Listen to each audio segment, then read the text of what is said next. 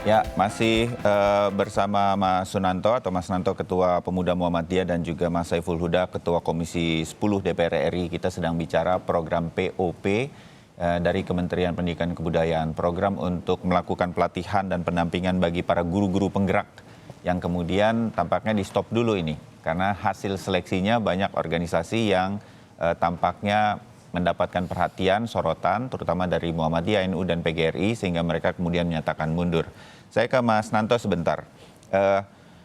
Tadi Mas Saiful Huda sudah menyatakan kisi-kisinya kalau nanti Pak Menteri bisa hadir setelah reses, itu akan ditanya beberapa hal berkaitan dengan, tadi ada SAR yang diajukan hanya satu skema, ternyata ada dua skema. Nah, apalagi yang kemudian menjadi perhatian Muhammadiyah berkaitan dengan jalannya program ini? Mungkin Mas Saiful Huda juga menanyakan karena ini kan yang menyeleksi juga pihak ketiga. Oh ya, saya sempat baca itu ya. Proses seleksinya bukan Kemendikbud ya, tapi mengambil pihak ketiga. Kenapa Anda ingin tanya soal itu? Ya kan misalnya kalau misalnya nggak pas yang menyeleksi juga menjadi pertanyaan. Maka kenapa harus pihak ketiga misalnya? Ada apa misalnya? Itu juga menjadi tanggung jawab Mas Saiful Huda menyencar ke Pak Mendikbud. Samping ketidakkonsistenan itu kan saya kira DPR menurut saya sih dilecehkan sih. Karena skemanya berbeda dengan apa ini, terus pengumumannya berbeda. Karena rame aja kan mereka jadi dua skema. Ini Pak. Biasa Mas Saiful, ada yang tersinggung ngajak-ngajak tersinggung. Nah, DPR kan wakil kita, makanya harus tersinggung. Kalau nggak tersinggung jangan wakil kita dong. Saya gitu senior. Mas Saiful, iya nih mengenai itu, apakah memang sempat diajukan bahwa kami akan memilih semua ini berkaitan dengan organisasi yang akan diseleksi untuk POP ini, Kemendikbud menyatakan ini akan dilakukan oleh pihak ketiga kah? Tidak tersampaikan dalam raker. Oke.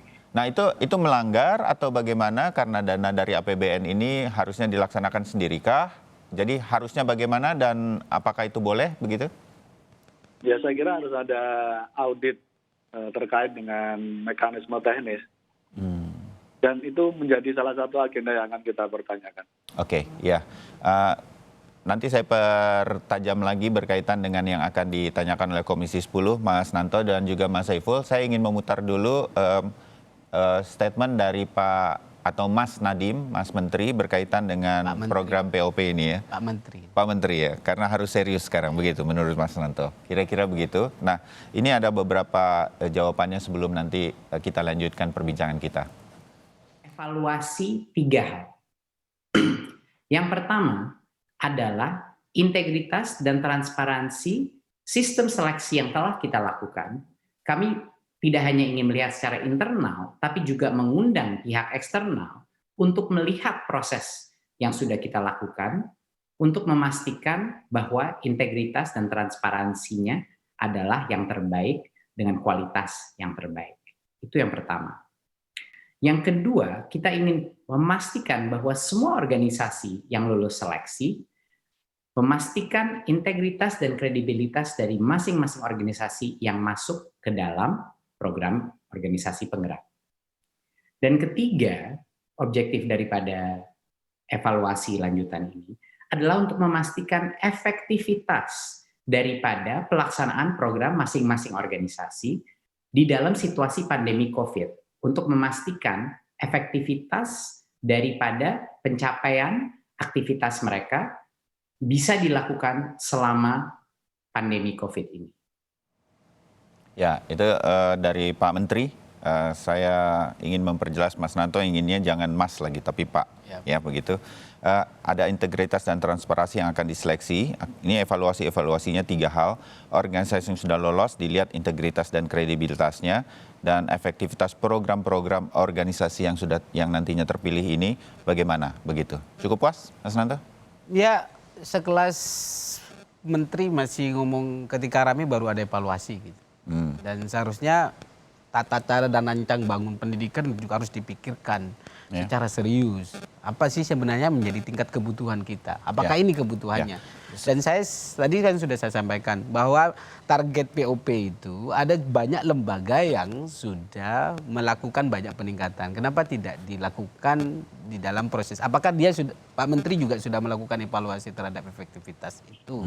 Kenapa misalnya harus membuka keran tapi mematikan potensi yang ada? Ya, oke. Ya, saya penasaran aja Mas Nanto, apakah Muhammadiyah sudah diajak berkomunikasi oleh Kemendikbud setelah mundur kemarin? Informasinya ada, Oh. tapi kan tidak soal kuota. Sekali lagi, bagi kami Muhammadiyah berpikir tentang pendidikan jangka panjang dan harus linear gitu, satu sama lain. Dan memang harus bersama-sama membangun pendidikan. Jadi tidak merasa lebih superior. Kami tidak merasa superior. Tapi proses terhadap orang mau target utamanya kalau misalnya dipasrahkan kepada orang-orang yang nggak pas, kami sangat khawatir terhadap bagaimana jalannya pendidikan dan bagaimana keefektifan untuk membangun narasi kebutuhan di masa pandemi ini. Sebenarnya bukan evaluasi, menurut saya secara pribadi mungkin stop dulu deh. Sekarang Pak Menteri lebih fokus bagaimana pendidikan jarak jauh, pendidikan membantu kualitas. Dia kan mengahli IT.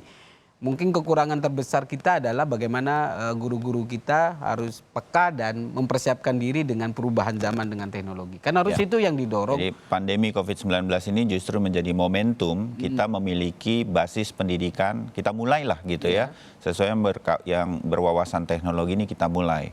Di sini harusnya Menteri sekarang ini yang punya basis teknologi dengan pengalaman membangun usahanya harusnya bisa memberikan sumbangsi. Harus lebih fokus ke sana kan, kalau tidak maka lihat kehilangan momentum untuk membangun pendidikan yang selama ini. Pertanyaan saya Mas Narto untuk Muhammadiyah, kalau diajak untuk berdiskusi lagi dengan ada kemungkinan bisa bergabung lagi dalam program POP begitu, masih mau Muhammadiyah nih?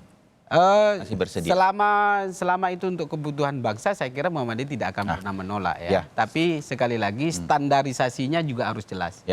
Mekanismenya juga harus jelas dengan kriteria-kriteria, misalnya silabusnya seperti apa, modelnya juga seperti apa, wilayahnya juga seperti apa. Terbuka saja dan yang paling penting keefektifan kerja dan program ini untuk pembangunan sehingga tidak tumpang tindih satu sama lain, tidak merasa curiga satu sama lain bahwa kepentingannya adalah membangun satu pendidikan yang kontinu dan pendampingan terhadap pembangunan anak karakter-karakter bangsa. Setuju saya soal itu, tapi saya garis bawahi bersedia untuk berdiskusi lagi. Nah ini penting buat Mas Saiful Huda, bisa dibawa, disimpan rekamannya kalau perlu Mas Saiful ini. Karena kita saya berharap pada Komisi 10 untuk bisa kemudian menjembatani ini. Bukan hanya program POP, tapi ke depan program-program pendidikan kita oleh Kemendikbud dan organisasi-organisasi yang sudah mengakar, mendarah daging untuk pendidikan kita. Apa keyakinan Mas Saiful Huda supaya ini bisa berjalan lagi dengan baik, Mas Saiful? Terutama untuk program POP dan program lainnya. Ya, jaminannya NU, Muhammadiyah, PGRI harus terlibat lagi. Ini termasuk yang harus kita upayakan. Muhammadiyah, NU, PGRI itu terlibat. Nah karena itu ini harus ada kesediaan sungguh-sungguh dari Kemendikbud untuk melakukan evaluasi yang lebih komprehensif menyangkut soal POP ini. Itu satu Mas ya. Yang kedua Mas Bayu, program POP ini skema awalnya dilaksanakan pada kondisi normal. Oke. Nah tiba-tiba ini kan dalam situasi darurat pandemi COVID. Artinya memang harus dievaluasi, harus diadaptasikan.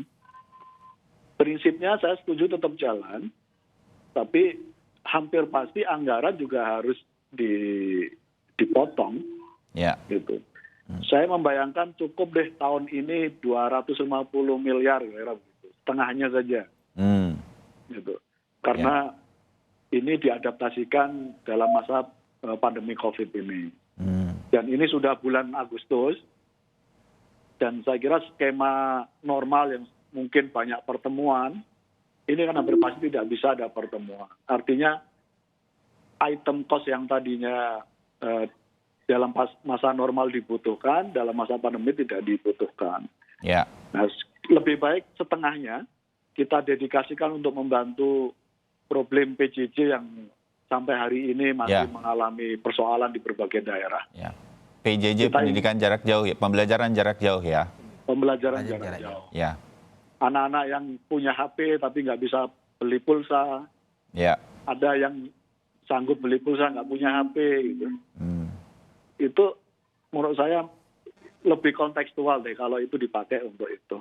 Ya, saya sama seperti kepada Mas Nanto, saya penasaran juga Mas Saiful Huda atau Komisi 10 gitu sudah berkomunikasi dengan berbagai pihak, termasuk dengan pihak Kemendikbud sendiri mengenai POP ini, Mas Saiful?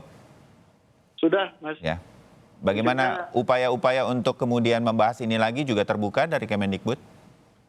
Kelihatannya terbuka, tapi memang saya setuju semua keberatan NU Muhammadiyah PGRI semoga diakomodir dengan baik dan dicari skema win-win solusinya.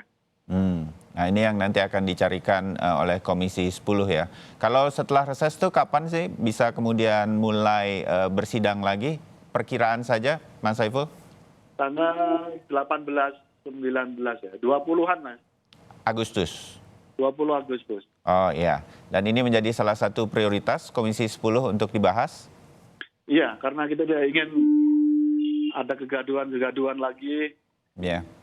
Karena ini beruntun banget nih Mas Bayu. Betul. Mulai kemarin isu Merdeka Belajar, hari ini POP. Iya. Saya kira di tengah pelaksanaan PJJ, pembelajaran jarak jauh yang masih belum efektif, kita minta Kemendikbud jangan membuat kegaduhan-kegaduhan lagi.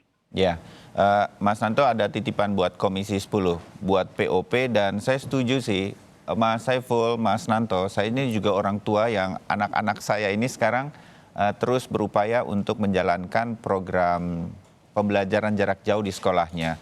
Memang belum ada panduan, Mas Saiful, yang kemudian saya katakan harusnya ini menjadi momentum kan, untuk kemudian kita sama-sama punyalah 2-3 hal, ini loh kurikulum PJJ kita, kira-kira begitulah kalau saya bisa katakan.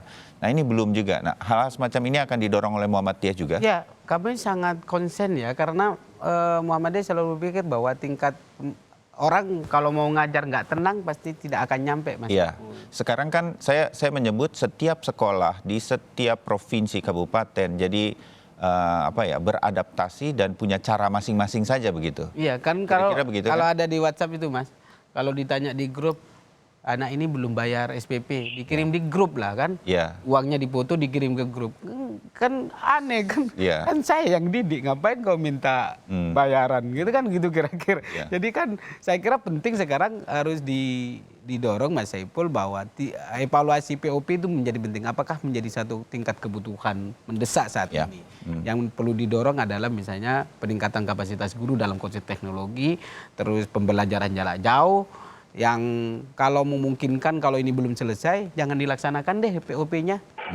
Atau yang terakhir Mas Saiful mungkin didorong bagaimana dengan lembaga-lembaga yang selama ini di bawah Kemendikbud yang memang konsentrasi untuk melakukan pendidikan guru itu, kapasitas. Yang Mas Nanto katakan tadi sebenarnya sudah ada lembaga-lembaganya. Mungkin kalau begitu kan lebih efektif Mas Saiful. Ya, oke. Mas Saiful, ini ya hal-hal yang ini mungkin skala prioritas tampaknya kita harus sudah mulai melihat juga. Anda setuju? Sangat setuju. Ya. PJJ prioritas utama kita. Ya, titiplah itu Mas Saiful ya, supaya kita punya satu keseragaman bagaimana guru-guru di setiap sekolah juga bisa melaksanakan ini di luar POP dengan maksudnya yang kita juga apresiasi, tetapi mungkin nanti bisa dilihat skala prioritasnya dan dilaksanakan dengan sebaik-baiknya tanpa heboh-heboh lagi begitu. Seharusnya ini semua baik untuk pendidikan kita. Saya sudahi dulu obrolan kita dengan niat baik supaya ini mudah-mudahan bisa berjalan dengan baik. Saya sudah dengar niat dari Muhammadiyah dan ada kemungkinan untuk membuka diskusi ini. Terima kasih Mas Nanto. Salam sama Muhammadiyah. Salam. Dan juga untuk NU dan juga PGRI. Mas Saiful, terima kasih waktunya pagi hari ini dari Komisi 10. Sukses dan banyak PR, tapi saya yakin setelah reses kita bantu semuanya untuk pendidikan Indonesia. Terima kasih semuanya. Selamat pagi. Sama.